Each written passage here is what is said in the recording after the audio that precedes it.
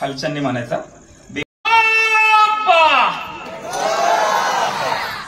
गेले का काय घरी.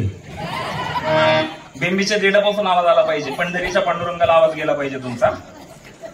आणि तुमच्या ओठांची हालचाल मला सांगते तुम्ही किती जोरात बोलताय. तुम्ही मला फसवा, पण देवीच्या देठापासून विठोबाचं नाव घ्यायचंय. तुम्हाला सगळ्यांना पांडुरंगाची शपथ आहे. विठोबा वाढला आवाज, घाबरताय देवाला. विठोबा